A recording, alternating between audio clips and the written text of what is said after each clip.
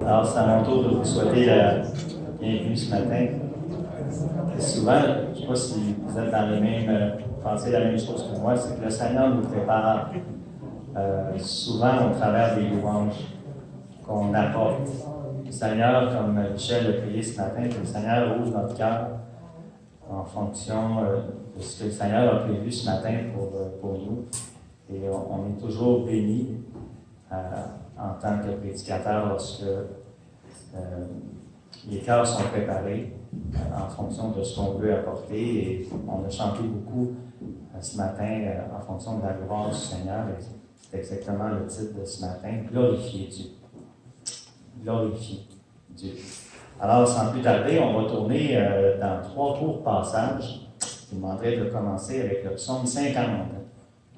Vous allez voir qu'il y en a plusieurs dans le psaume ce matin. S'il y a un endroit où est-ce qu'on parle de glorifier, de louer le Seigneur, de grande grâce, c'est bien dans les psaumes. Psaume 50, le verset 23. Il est écrit, « Celui qui offre pour sacrifice des actions de grâce me glorifie. Et celui qui veille sur sa voie, je ferai voir le salut de Dieu. » Deuxième verset dans 1 Corinthiens. On va se promener un petit peu. 1 Corinthiens, chapitre 10, le verset 31. 1 Corinthiens 10, au verset 31. Il est écrit, « Soit donc que vous mangiez, soit que vous buviez, soit que vous fassiez quelque autre chose, faites tout pour la gloire de Dieu. » Et le dernier verset dans Jean 21. Jean, chapitre 21.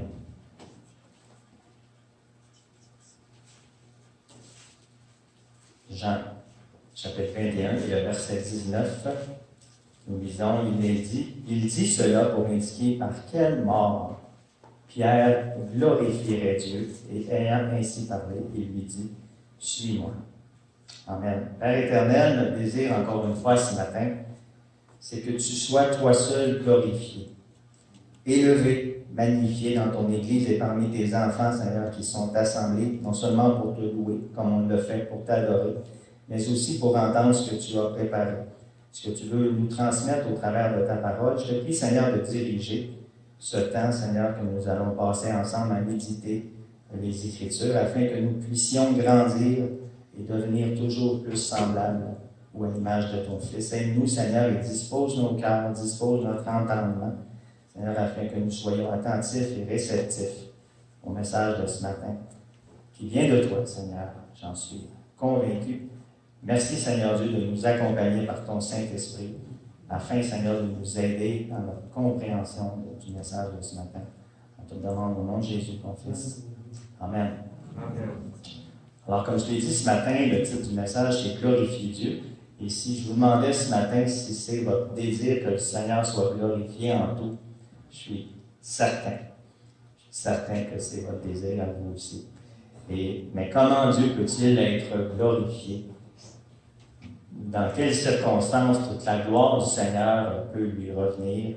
C'est ce que l'on va tenter ce matin de découvrir au travers de certains versets de la parole de Dieu ou au travers également de certains exemples concrets que l'on retrouve dans les Écritures. Le premier verset, justement, que j'ai choisi dans le psaume 50, le verset 23, on peut le relire rapidement. « Celui qui offre au sacrifice des actions de grâce me glorifie. » Le Seigneur ne peut pas être plus clair dans sa parole sur ce qui le glorifie, ou lui rend toute la gloire qui lui est due.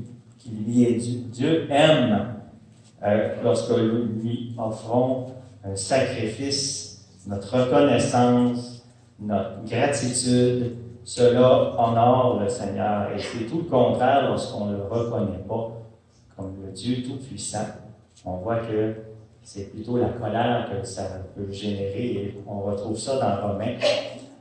En le temps rapidement d'aller voir dans Romains, chapitre 1. Romains 1. À partir du verset 18.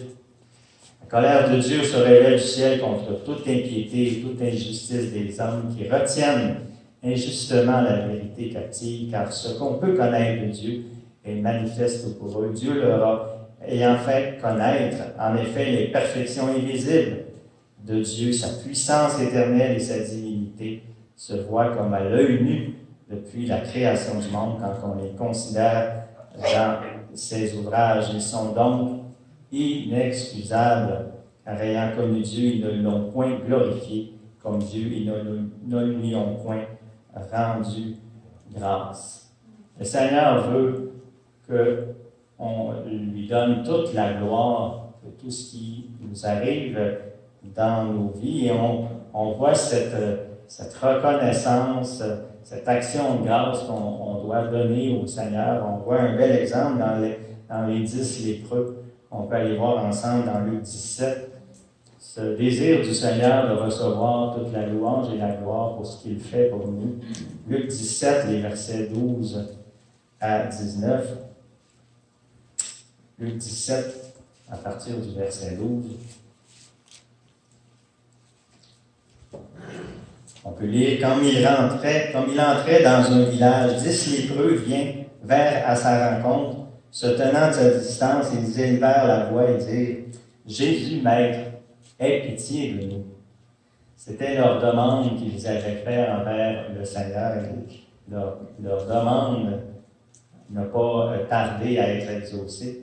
Dès qu'ils les eurent vus, il leur dit, allez vous montrer au sacrificateur. Et pendant qu'ils y allaient, il arriva qu'ils furent guéris. L'un d'eux, se voyant guéri, revint sur ses pas, glorifiant Dieu à haute voix. C'est ce qu'on a fait ce matin. Hein? On glorifie le Seigneur à haute voix. On n'hésite pas à le faire. Il tomba sur sa face aux pieds de Jésus et il lui rendit grâce. Mais malheureusement, c'était un Samaritain. Mais c'est exactement ce qu'on a lu tantôt dans le psaume 50, verset 23. Celui qui le glorifie, c'est justement celui qui lui donne cette action de grâce. Jésus, prenant la parole, dit, les 10 n'ont-ils pas été guéris? Et les 9 autres, où sont-ils? Où est-ce qu'ils sont rendus? Ne s'est-il trouvé que cet étranger pour revenir et donner gloire à Dieu? Puis il lui dit, lève-toi, va, ta foi t'a sauvé. Et on voit ici, assurément, que Jésus s'attendait à ce que les 10 reviennent lui rendre gloire et hommage pour ce qu'ils avaient, pour cette guérison qu'il avait accomplie en leur faveur, mais il y en a seulement 1 sur 10. Hey, c'est pas beaucoup, ça. 1 sur 10 qui est revenu pour glorifier le Seigneur et lui rendre grâce pour cette guérison qu'il avait accomplie. Et je me suis posé la question, frères et sœurs, faisons-nous partie de ce 1/10? Hein?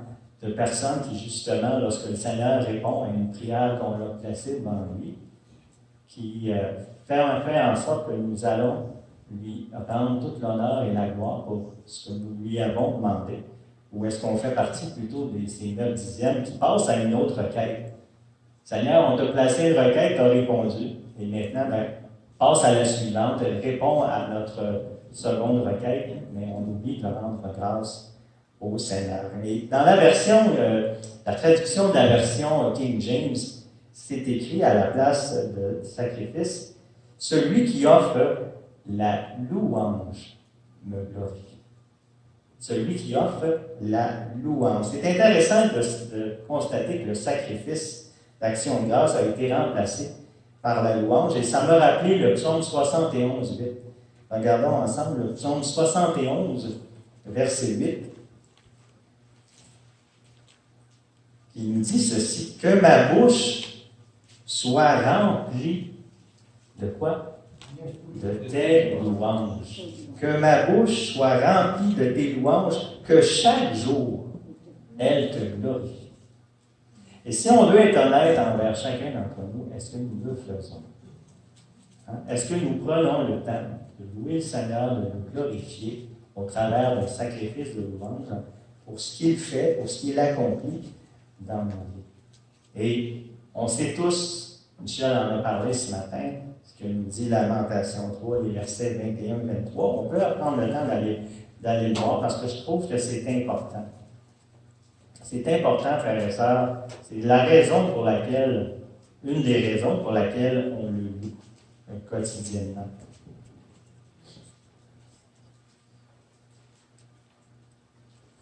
Lamentation, à partir du verset 21 du chapitre 3. Voici ce que je veux repasser en mon cœur. Ce qu'on veut se rappeler, ce qu'on veut se remettre souvent en mémoire. On a besoin, frères et sœurs, de se remettre des choses souvent en mémoire dans nos vies parce qu'on a tendance à les oublier au travers de toutes les activités quotidiennes que l'on fait. Ce qui me donnera de l'espérance. Les bontés de l'Éternel ne sont pas épuisées. Ses compassions ne sont pas à leur terme. Elles se renouvellent chaque matin. Et c'est la raison pour laquelle on demande au Seigneur de nous mettre cette action de grâce, cette louange dans nos cœurs à chaque jour. Et surtout, si on sait que ça glorifie le Seigneur, ça lui fait plaisir, hein, de voir ses enfants lui rendre grâce, le louer pour ce qu'il fait pour eux. Et l'auteur de l'Épître aux Hébreux nous dit au chapitre 13, Hébreux 13, le verset 15, par lui, par Jésus-Christ, bien entendu, offrons sans cesse à Dieu un sacrifice de louange, encore une fois, c'est-à-dire le fruit de nos lèvres qui confesse son nom. Et lorsqu'on lit sans cesse, on peut penser que ça veut dire continuellement, ça veut dire en tout temps, mais ça veut dire également quand ça va bien et quand ça va mal. Est-ce qu'on prend le temps de louer le Seigneur quand ça va bien, mais également quand ça va mal? Frères et sœurs, lorsqu'on est reconnaissant que le Seigneur a répondu à quelque chose qu'on a placé devant lui, qu'on par nous autres-mêmes, on était incapables d'accomplir, c'est certain que la louange nous vient spontanément dans nos cœurs, la reconnaissance, parce qu'on sait que par nos propres forces, on était incapable de le faire. Le psalmiste continue dans le psaume 86. Encore une fois, dans les psaumes, on a beaucoup de choses qui ont rapport à la glorification du Seigneur. Psaume 86, les versets 12 et 13. Psaume 86, les versets 12 et 13, on peut y lire « Je te louerai de tout mon cœur, Seigneur mon Dieu, et je glorifierai ton nom à perpétuité.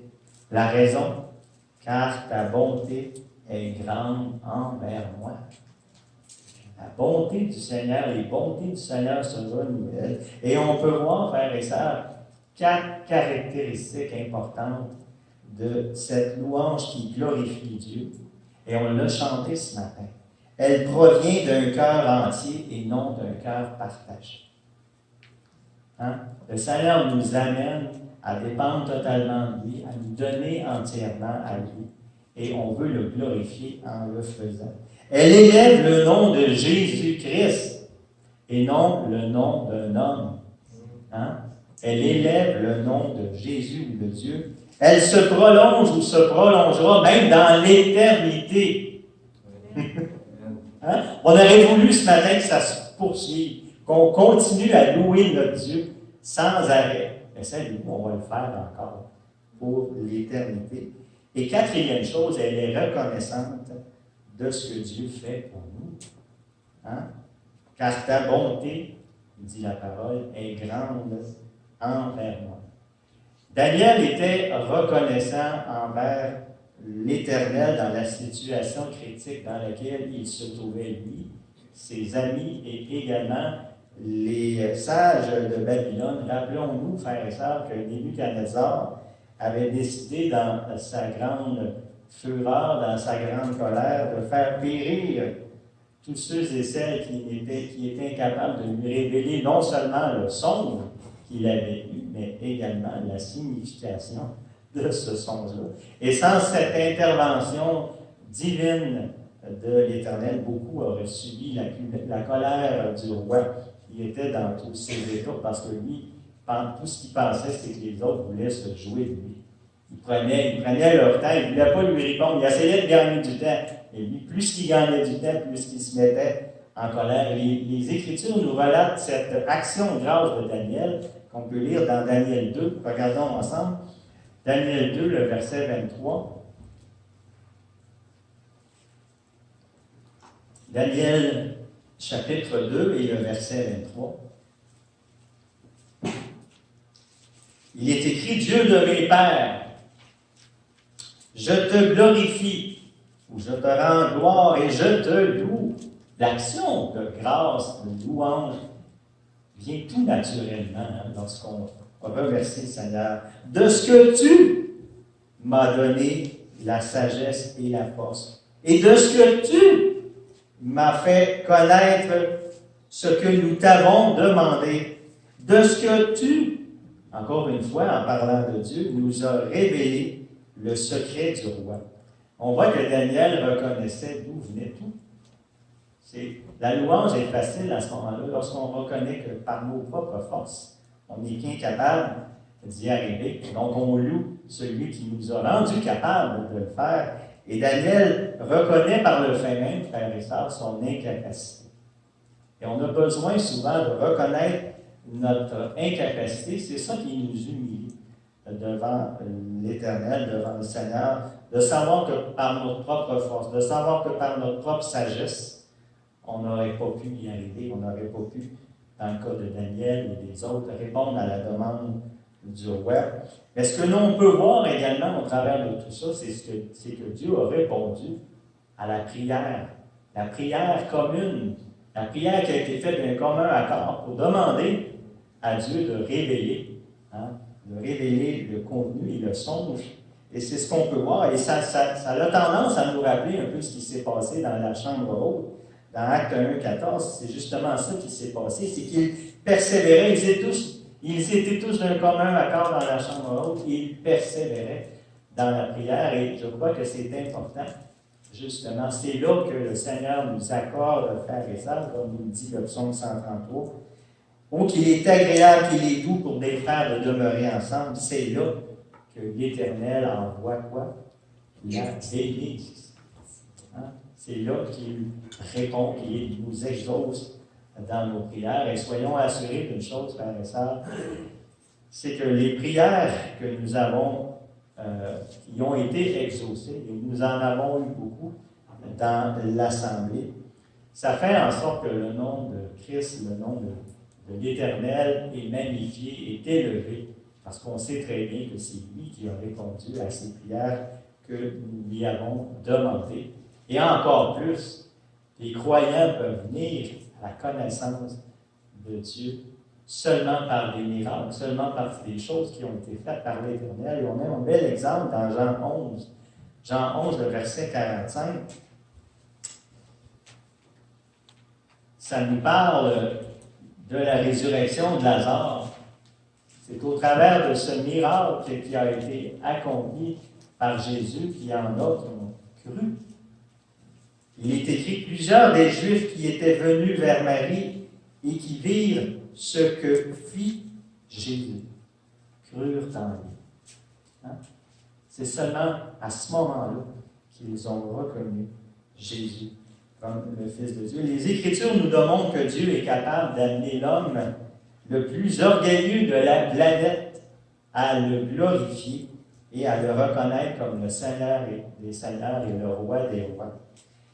Donc, frères et sœurs, prenons courage lorsque nous témoignons à des personnes autour de nous qui ont le cœur endurci et qui n'ont aucune crainte de Dieu. Et nous en connaissons tous. Nous savons que si le Seigneur a fait fléchir le genou à Nebuchadnezzar, Dieu est capable de tout faire et de démontrer sa puissance et sa grandeur. Il aime ça, c'est probablement ces choses-là. De faire fléchir le genou pour nous montrer toute sa gloire, toute sa puissance. Qui aurait cru qu'un jour Nebuchadnezzar viendrait, celui qui avait cet orgueil qui probablement remplissait toute sa maison, mais également tout son royaume. Rappelons-nous un peu la façon, l'arrogance que Nebuchadnezzar était rempli. On peut lire ça dans Daniel 4. Daniel 4 au verset 30. Comment est-ce que Nebuchadnezzar pouvait être hautain dans ses paroles et de la même façon être méprisé, Dieu. au travers de ce qu'il croyait être capable de faire par lui-même. Il est écrit, n'est-ce pas ici Babylone, la grande que j'ai bâtie? Pas personne d'autre, c'est moi qui l'ai bâtie. Comme résidence royale par la puissance de ma force et pour la gloire de ma magnificence. Oh! N'est-ce pas des paroles hautaines qu'un roi peut prononcer devant l'Éternel? Et le Seigneur l'a ramené, frères et sœurs, dans son bon sens. Amen. Et on a besoin, frères et sœurs, nous aussi, je crois, d'être humiliés à un moment ou à un autre de notre vie. On a tous cette tendance, frères et sœurs, à être orgueilleux à un certain niveau, et on a besoin d'être ramenés à l'ordre. Le psaume 119 nous parle justement de cette humiliation qu'on a besoin d'avoir dans nos vies. Le premier verset, dans le verset 67. Le verset 67 nous dit, « Avant d'avoir été humilié, avant ça, avant que le Seigneur m'a humilié, je m'égarais. » Hein? On est des fois dans un état d'égarement. Et quand on dit qu'on s'égare, c'est bien entendu parce qu'on fait fausse route. Hein? On est allé à travers champs au lieu de suivre le sentier que le Seigneur nous avait tout tracé. On a préféré prendre des raccourcis, on a préféré aller, comme la parole nous dit, la traduction, aller à travers champs. On a erré plutôt qu'on s'est conduit comme des personnes qui étaient fidèles selon sa parole. On s'est plutôt à la longue écarté. On s'est éloigné, disons, de lui. Le verset 71 nous dit également, « Il m'est bon d'être humilié. » Est-ce qu'on est capable de reconnaître ça, par exemple, qu'il est bon que nous soyons humiliés? Pourquoi? Parce que c'est pour notre bien. C'est ça qu'il faut comprendre, que c'est pour notre bien. Que souvent, au travers des épreuves que nous avons, nous sommes humiliés.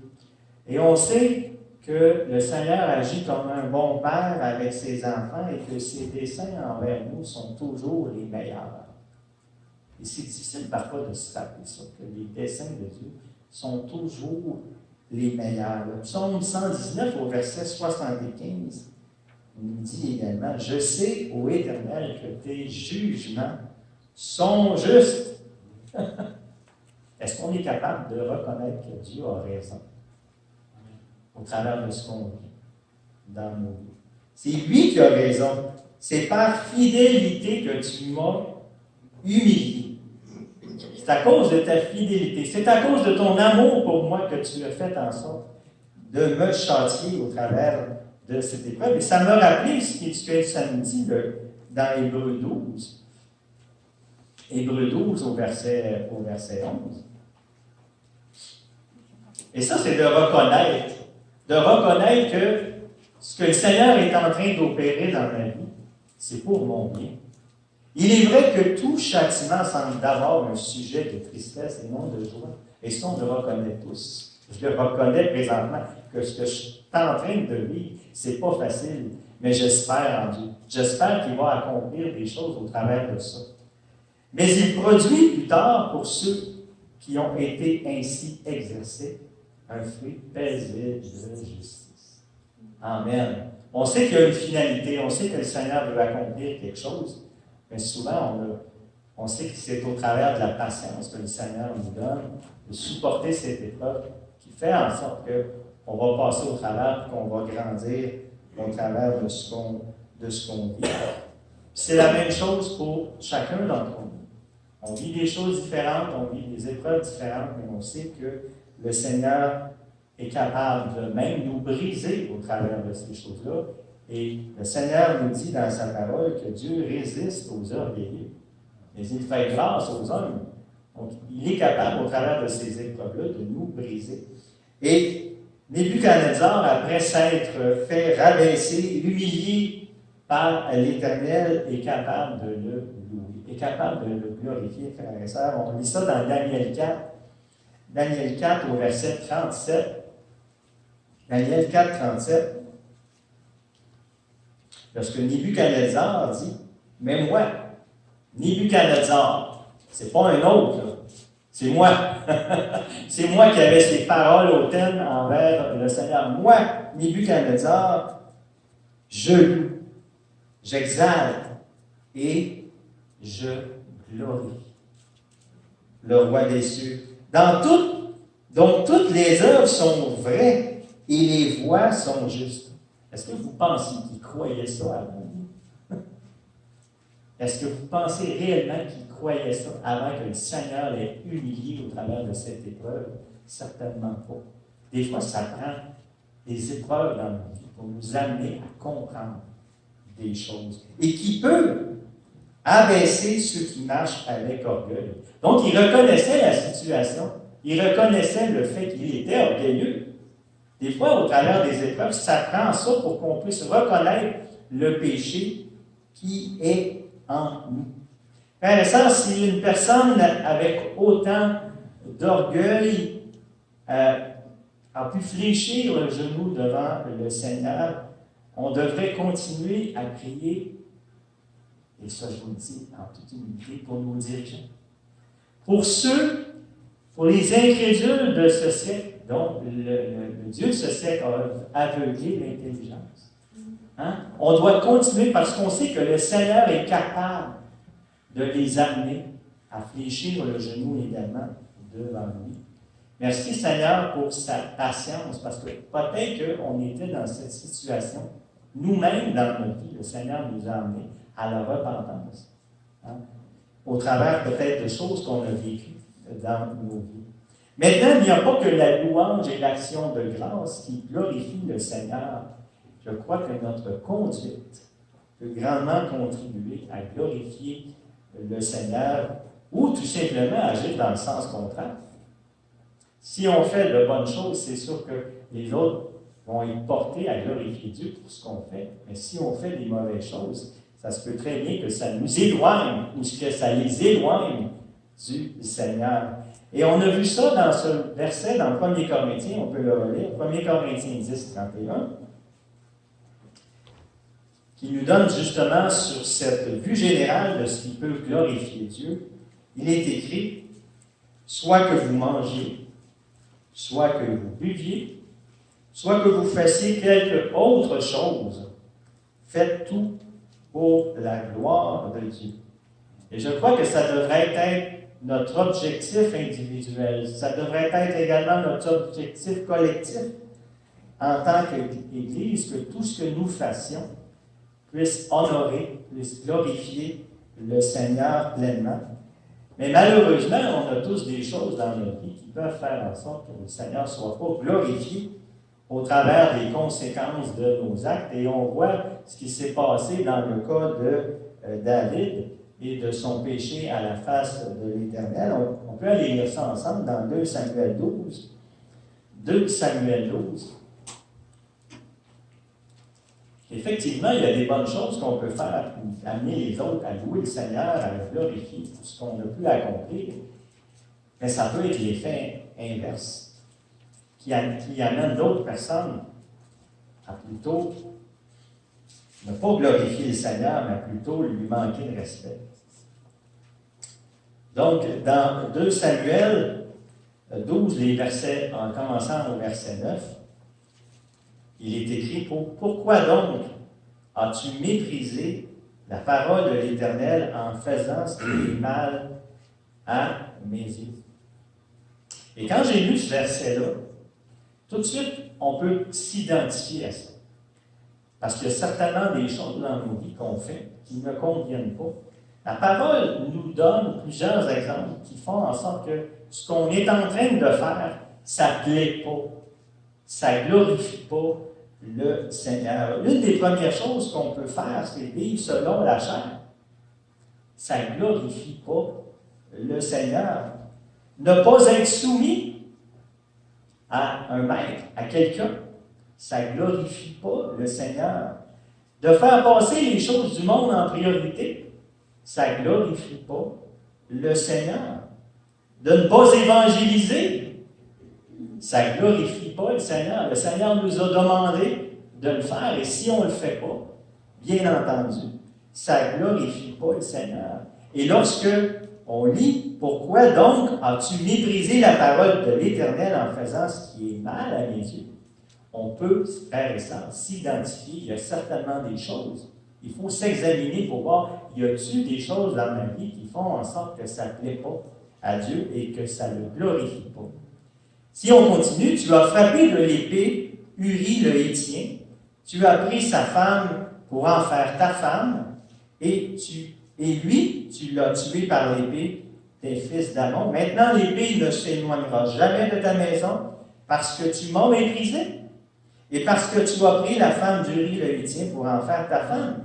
Ainsi parle l'Éternel, voici, je vais faire sortir de ta maison le malheur contre toi, et je vais prendre sous tes yeux tes propres femmes pour les donner à un autre, qui couchera avec elle à la vue de ce soleil, car tu as agi en secret, et moi je ferai cela en présence de tout Israël à la face du soleil.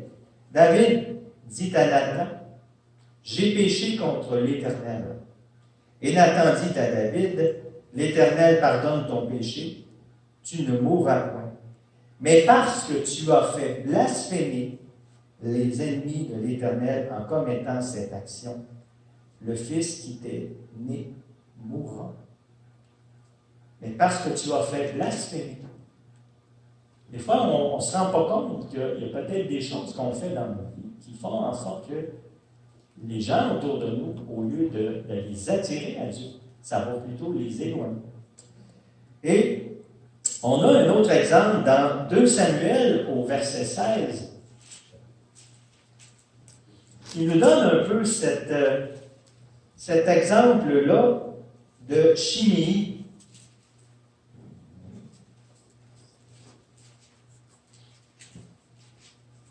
Je pense que je me suis trompé de verset. Mais Shimei avait fait en sorte de dire que David était un homme de sang, de la façon dont il avait agi avec la maison de Saül, l'amenait justement à faire en sorte de lui lancer des roches, de lui lancer de la poussière à tous ceux qui étaient avec David. Donc, ce n'était pas un bon témoignage, mais David a reconnu qu'au travers de tout ça, le Seigneur était capable de lui faire du bien. C'est d'être capable de reconnaître que ce qu'on fait, peut-être que ce n'est pas nécessairement ce que le Seigneur aimerait que nous fassions. Et ça peut amener d'autres personnes, comme je l'ai dit, de ne pas apprécier, de ne pas aimer le Seigneur. Et on peut penser que c'est seulement au travers de mauvaises choses, comme le meurtre, l'adultère, qui pourraient donner des occasions aux non-croyants de mépriser le Seigneur, de leur donner ce qu'on pourrait dire des munitions. Hein? Souvent, la parole nous donne de donner l'avantage à Satan au travers d'un comportement qu'on fait qui pourrait ne pas convenir. Donc, on ne veut pas donner des munitions. L'apôtre Paul nous dit dans Tite, on va regarder ça dans Tite 2, que la façon dont on se comporte, ça ne prend pas nécessairement un meurtre, ça ne prend pas nécessairement un adultère pour faire en sorte que la parole de Dieu soit discréditée, la parole de Dieu soit blasphémée. Et cet exemple-là, il le donne dans Tite 2, les versets 3 à 5, concernant des femmes qui sont âgées, les femmes qui ont un certain âge. Il nous dit que les femmes âgées doivent aussi avoir l'extérieur qui convient à la sainteté, n'être ni médisantes, ni à donner au vin, qu'elles doivent donner de bonnes instructions dans le but d'apprendre aux jeunes femmes à aimer leur mari et leurs enfants, à être retenues, chastes, occupées aux soins domestiques, bonnes, soumises à leur mari, afin que la parole de Dieu ne soit pas blasphémée. Ça ne prend pas nécessairement un gros péché pour faire en sorte que la parole de Dieu soit blasphémée. Notre propre conduite, frères et sœurs, dans l'Église ou à l'extérieur, font en sorte que les gens autour de nous nous regardent. On est supposé être des enfants de Dieu, on doit se comporter comme des enfants de Dieu. Il faut faire bien attention de voir s'il y a quelque chose dans nos vies personnelles qui pourrait porter ceux et celles dans notre quotidien, qui pourrait les amener à se moquer de Dieu, comme on l'a vu un peu dans le film. On avait quelqu'un qui voulait carrément se moquer, et on ne veut pas, nous, amener ces personnes-là autour de nous à se moquer, et que ce soit au travers de différentes choses dans nos vies. J'en ai nommé quelques-unes, des paroles qui sortent spontanément de notre bouche sans que nous y pensions. Et ça arrive des fois spontanément. On n'a pas besoin d'y penser. Notre attitude face aux problèmes qu'on rencontre.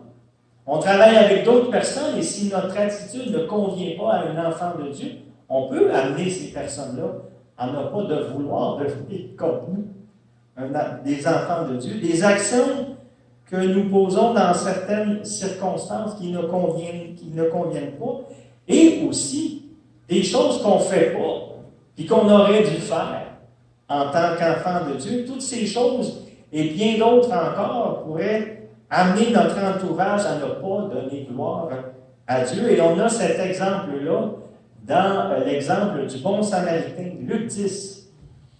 Luc 10, les versets 25 à 37, nous amènent la façon dont le bon Samaritain s'est comporté. Ça l'amène l'entourage à glorifier le Seigneur pour le bon comportement que la personne a eu dans cette circonstance-là, de cette personne qui avait été laissée pour compte, mais qui d'autres ont passé tout droit. Donc, cela démontre assurément qu'on peut, dans notre quotidien, être des personnes qui font en sorte que ces gens-là ne voudront pas devenir chrétiens comme nous, et d'autres personnes qui vont justement, par le fait qu'ils n'ont pas rien fait, on sait que les chefs religieux, tous ceux et celles qui étaient passés auparavant, avaient passé outre, n'avaient pas répondu aux besoins de cette personne-là qui avait été laissée pour compte, mais ça ne glorifie pas le Seigneur non plus. Donc, dans un cas comme dans l'autre, ce qu'on accomplit, autant dans nos ministères, dans ce qu'on fait dans l'Église, ça doit toujours être fait de notre mieux, de faire en sorte que ça glorifie le Seigneur et non un homme. De toute façon, Colossiens 3, 23, un verset que nous connaissons tous, nous dit « Tout ce que vous faites », c'est large, hein? Tout ce que vous faites, faites-le de bon cœur comme pour le Seigneur et non pour des hommes. Hein? On sait d'avance que le Seigneur connaît nos cœurs. Il est capable de sonder nos cœurs. Il est capable de connaître les motifs et les raisons pour lesquelles nous accomplissons quelque chose. Mais le Seigneur veut que l'on soit fidèle et que nous le servions de notre mieux. Il n'a pas hésité, frères et sœurs, à ramener ses disciples à l'ordre lorsqu'ils démontraient eux aussi un certain orgueil, peut-être dans les choses qu'ils faisaient couramment. Il nous dit dans Matthieu 20, regardons Matthieu 20, les versets 26 à 28. Lorsqu'il leur dit, il n'en sera pas de même au milieu de vous. C'est sûr que le Seigneur ne veut pas que nous agissions comme les gens du monde. Il n'en sera pas de même au milieu de vous ou parmi vous. Mais quiconque veut être grand parmi vous, qu'il soit votre serviteur. Et ça, c'est en dehors de la pensée du monde.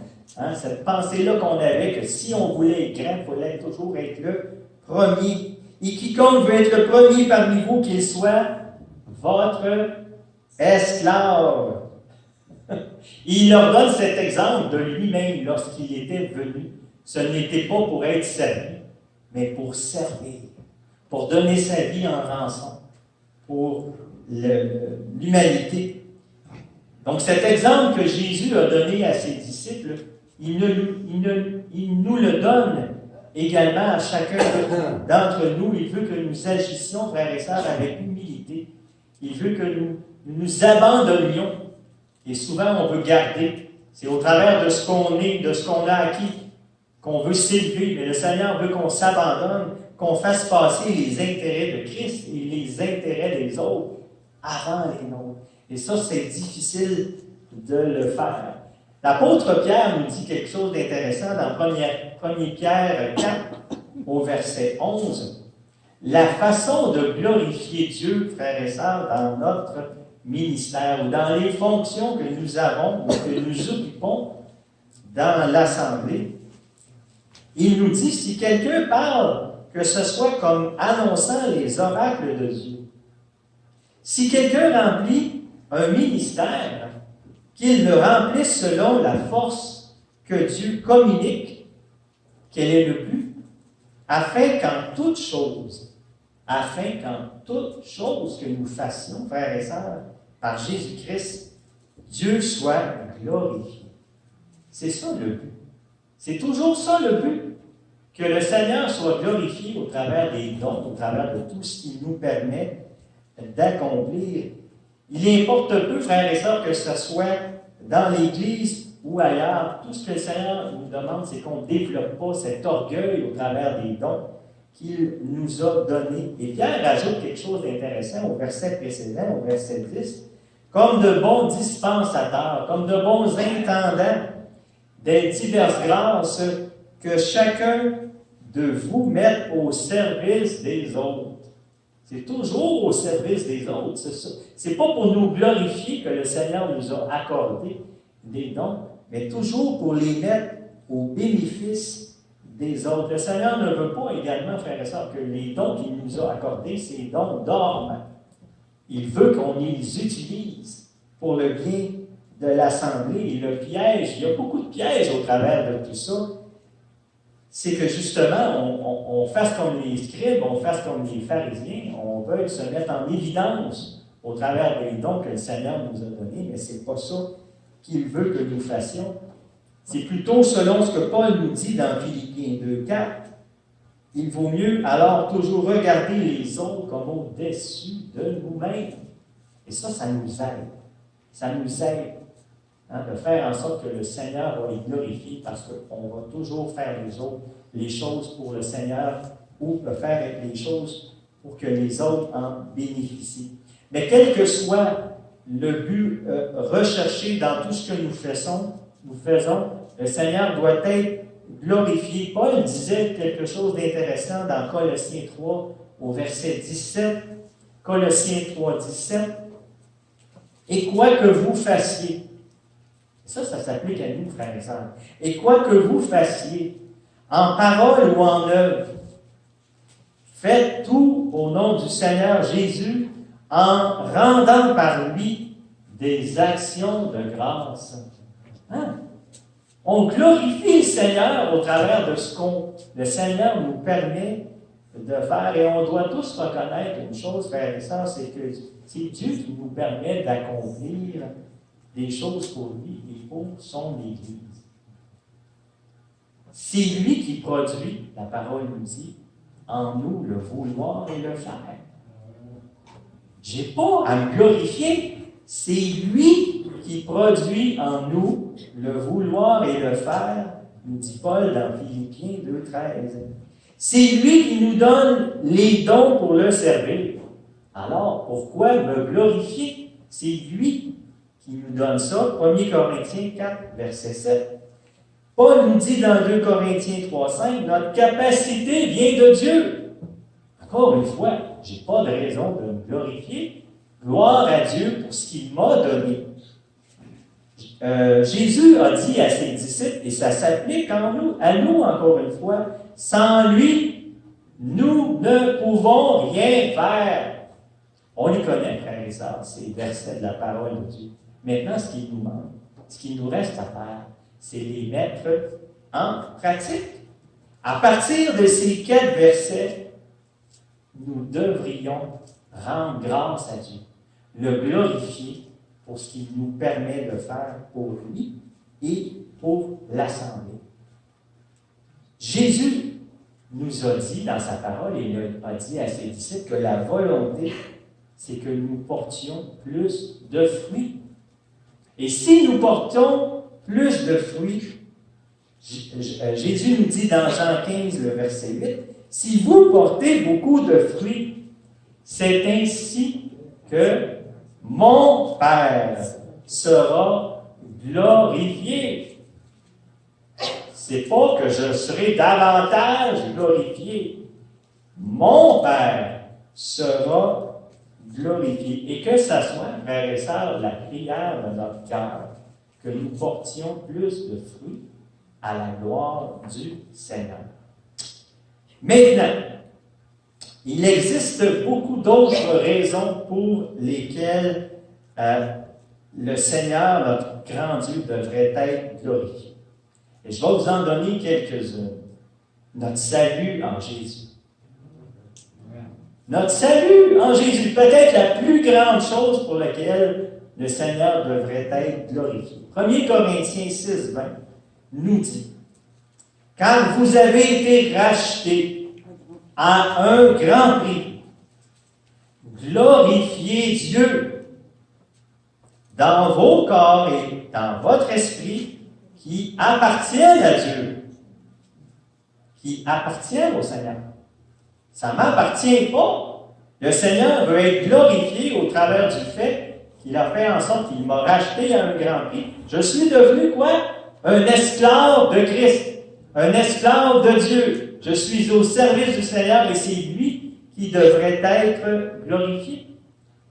Le Seigneur nous dit également dans sa parole qu'on peut le glorifier pour le salut des autres. Pas juste pour le mien, pour le salut des autres. Et Paul aimait beaucoup rendre grâce au Seigneur pour le salut des autres personnes, pour le salut des Éphésiens, pour le salut des Colossiens, pour le salut des Thessaloniciens, pour le salut de d'autres personnes. Et quand une autre personne vient à Christ, on rend grâce au Seigneur, on le remercie pour cette bénédiction. On peut glorifier le Seigneur au travers d'une délivrance qu'il opère dans notre vie. Le psaume 50, verset 15. Et c'est le Seigneur qui nous donne cette façon de faire qui devrait le glorifier. Le psaume 55 nous dit, « Invoque-moi au jour de la détresse, je te délivrerai et tu me glorifieras. » Alléluia! Merci Seigneur, c'est toi qui m'as délivré, c'est toi qui m'as racheté. À toi toute la gloire. Même chose au travers d'une guérison. La guérison de cette femme qui était courbée pendant combien d'années? 18 ans? 12 ans? 18 ans? 20 ans? 18 ans? Merci Seigneur. Cette femme, lorsqu'elle a été guérie de son mal, qu'est-ce qu'elle a fait? Elle a glorifié le Seigneur pour cette guérison. On peut glorifier le Seigneur également pour un revirement incroyable. Quelque chose qu'on n'aurait jamais pensé qu'il allait se produire. Et on a cet exemple-là dans Galates. Galates 1, les versets 22 à 24. Et ça, c'est à propos de Paul. On sait que Paul, qu'est-ce qu'il était auparavant? Il était un persécuteur de l'Église. Mais les gens ont reconnu. Or, j'étais inconnu de visage aux églises de Judée qui sont en Christ. Seulement, elles avaient entendu dire, « Celui qui autrefois nous persécutait annonce maintenant la foi qu'il s'efforçait alors de détruire. » Qu'est-ce qu'elles ont fait? Et elles glorifiaient Dieu à mon sujet. Hey, quand il se passe quelque chose dans nos vies, un revirement total de situation, hey, Seigneur, merci Seigneur pour ce que tu as accompli. Et ça m'a rappelé un peu mon frère Denis, ce qui s'est passé pour son emploi, un revirement total de situation et tout ce qui nous reste à faire, frères et sœurs, c'est de glorifier le Seigneur pour ça. On peut le glorifier également pour sa miséricorde envers nous. Sa grande bonté, sa grande miséricorde. 1 Chronique 16, 34 nous dit, « Louez l'Éternel car il est bon, car sa miséricorde dure à toujours, à jamais, à toujours, à jamais. C'est notre désir, Père et Sœur, de le louer constamment, notre Dieu, pour cette grande bonté, cette miséricorde dont nous sommes les bénéficiaires. Également, les autres peuvent être amenés à glorifier le Seigneur pour ce qu'on a fait. Tantôt, on a parlé du bon Samaritain, de ce qu'il avait fait pour cette personne qui avait été laissée pour compte. Mais Matthieu 5, 16 nous dit que votre lumière luise ainsi devant les hommes afin qu'ils voient vos bonnes œuvres et, encore une fois, le réflexe et qu'ils glorifient votre Père qui est dans les cieux. Toutes ces choses sont bien, mais il y en a encore une autre qu'on n'a pas mentionnée, et c'est celle dont Jean 21 nous parle. Regardons encore Jean 21, les versets 18 et 19 nous disent: en vérité, je te le dis, quand tu étais plus jeune, tu te saignais toi-même et tu allais où tu voulais. Mais quand tu seras vieux, tu étendras tes mains et un autre te ceindra et te mènera où tu ne voudras. Il dit cela pour indiquer par quelle mort Pierre glorifierait Dieu. Et ça peut être bizarre de penser ça. Que par notre mort, on peut glorifier le Seigneur. Mais sachant, frères et sœurs, que notre corps, nos corps ne nous appartiennent, ou ne nous appartiennent plus, nous devons rechercher à glorifier le Seigneur, peu importe par nos vies. Parce que nous faisons présentement sur cette terre, mais également par le fait qu'à un moment donné, on va mourir. Peut-être que ça sera au travers en défendant le Seigneur, en défendant son évangile, en apportant sa parole, peu importe la circonstance. Mais on sait très bien une chose, frères et sœurs, c'est qu'aller rejoindre notre Dieu, c'est ce qui est le meilleur. C'est ce qui nous attend. Et l'apôtre Paul devait certainement avoir cette pensée lorsqu'il dit dans Philippiens 1:20, un verset que nous connaissons bien: selon ma ferme attente et mon espérance, que je n'aurai honte de rien, mais que maintenant, comme toujours, ça n'a pas changé, Christ sera glorifié dans mon corps, avec une pleine assurance, avec une pleine confiance, soit par ma vie, ça aurait pu s'arrêter là. Non. Soit par ma mort. Autant un que l'autre, pour Paul, peu importe qu'il vive, qu'il soit délivré du Seigneur dans sa prison, ou qu'il meure parce qu'il va avoir été crucifié, ou peu importe comme son sauveur, pour lui, l'important, c'est que le Seigneur soit glorifié au travers de sa vie, au travers de ce qu'il faisait, et également que la volonté du Seigneur s'accomplisse. Et c'est ça qui est le plus important, frères et sœurs, c'est que la volonté du Seigneur. Paul disait dans Philippiens 2, 17, je lisais ça hier, Philippiens 2, verset 17.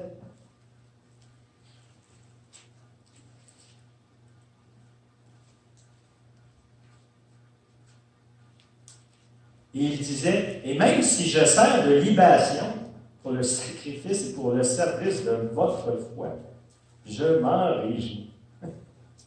Je m'en réjouis. S'il était sacrifié pour la foi des personnes à qui il apportait l'Évangile, gloire à Dieu.